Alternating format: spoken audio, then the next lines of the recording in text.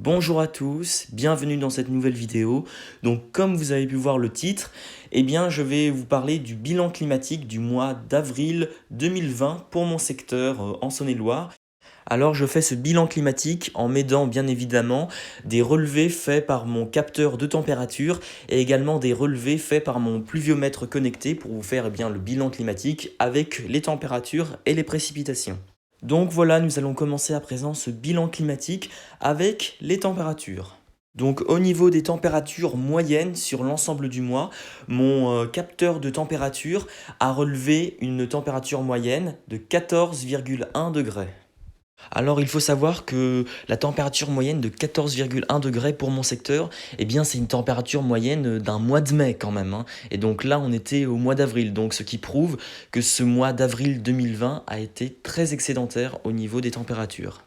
Normalement, la moyenne statistique des relevés météo fait entre 1981 et 2010 pour mon secteur, c'est de 10,1 degrés de moyenne, de température moyenne pour un mois d'avril.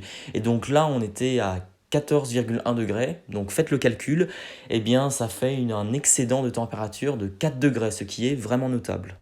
Depuis que j'ai ma station météo, c'est-à-dire depuis fin août 2018, et que je fais des relevés de température et de précipitations, ce mois d'avril 2020 se situe comme le deuxième mois où l'excédent de température par rapport à la normale a été le plus important, avec donc un excédent de plus 4 degrés.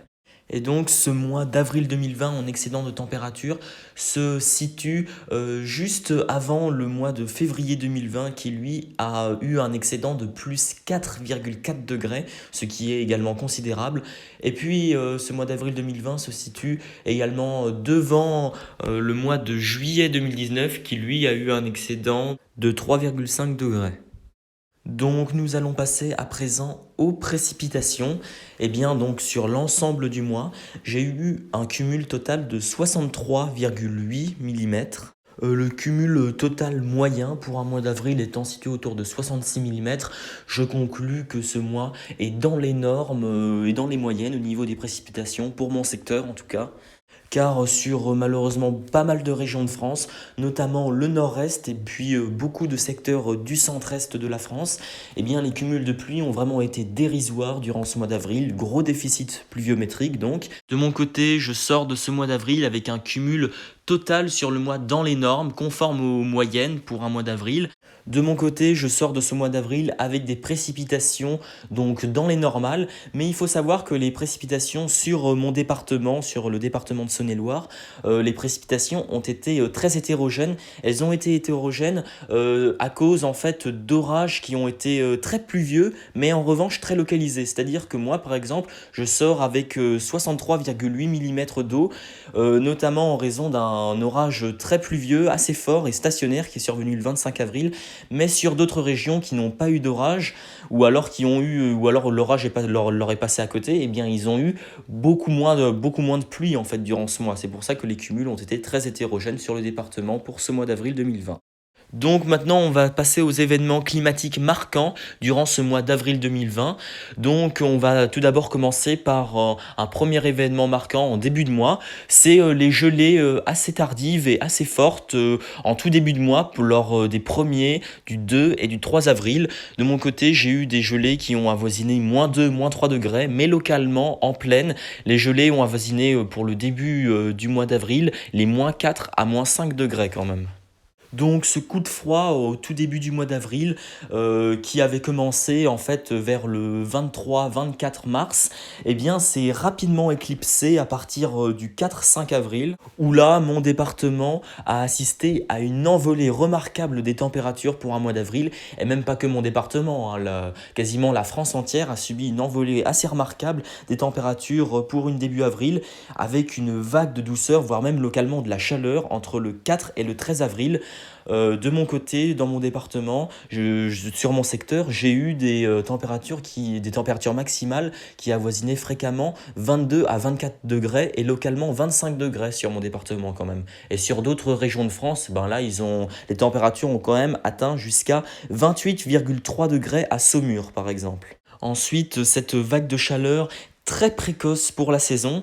C'est très brièvement éclipsé les 14 et 15 avril. En revanche, la Saône-et-Loire, mon département, a assisté encore à une nouvelle très forte envolée des températures à partir du 17 avril et puis ensuite jusqu'au 25 avril où là les températures avoisinaient fréquemment en température maximale entre 23 et 26 degrés. Ensuite, pour les tout derniers jours du mois, sur mon secteur, les températures sont redevenues normales pour la saison, voire même légèrement déficitaires.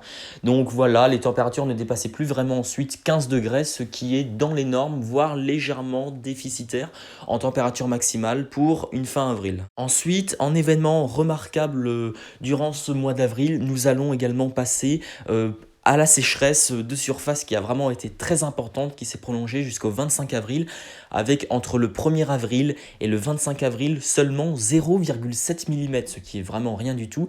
Et cette sécheresse est d'autant plus remarquable qu'elle s'est prolongée à partir du 10 mars sur mon secteur, c'est-à-dire qu'entre le 10 mars et le 25 avril, je vais vous dire, il a plu 1,2 mm seulement, ce qui est vraiment extrêmement sec. Ensuite, nous allons parler en contraste vraiment avec la sécheresse remarquable jusqu'au 25 avril. Nous allons parler à présent en événement remarquable du temps très perturbé à la fin du mois, entre le 25 et le 30 avril, avec là des orages stationnaires très pluvieux que j'ai eu. J'ai tout d'abord eu le 25 avril un orage particulièrement pluvieux qui m'a donné 34,1 mm d'eau en 1 heure et demie, dont 30 mm en à peine 1 heure seulement, ce qui est vraiment beaucoup. D'ailleurs, j'ai fait une vidéo dessus, sur cet orage. Ensuite, j'ai toujours eu beaucoup de pluie pour les autres derniers jours du mois, c'est-à-dire les 26, 27, 28, 29 et 30 avril, avec encore d'autres événements marquants, comme par exemple le 27 avril, j'ai eu un autre orage, un orage faible cette fois-ci, que j'ai eu le 27 avril. Et puis j'ai également eu un front de rafale, un front d'averse et de rafale le 28 avril, ainsi qu'un autre le 30 avril. Donc ce qui veut dire que la fin du mois a vraiment été très agitée. D'ailleurs, sur cette agitation de la fin du mois, avec l'orage du 27 avril et puis les fronts de rafale du 28 avril et le deuxième front de rafale du 30 avril, eh bien je vous ferai très prochainement un deuxième épisode du Courreau de Zeus. Donc voilà, j'en ai terminé pour cette vidéo bilan climatique du mois d'avril 2020. J'espère qu'elle vous aura plu. Et on se donne rendez-vous pour la prochaine vidéo que je vais sortir, c'est-à-dire comme je vous l'ai dit il y a quelques instants, là le deuxième épisode du Courreau de Zeus qui portera sur l'orage faible du 27 avril et sur les deux fronts de rafale le 28 avril et le 30 avril. Donc voilà, je vous dis à bientôt en vous retrouvant pour cette nouvelle vidéo.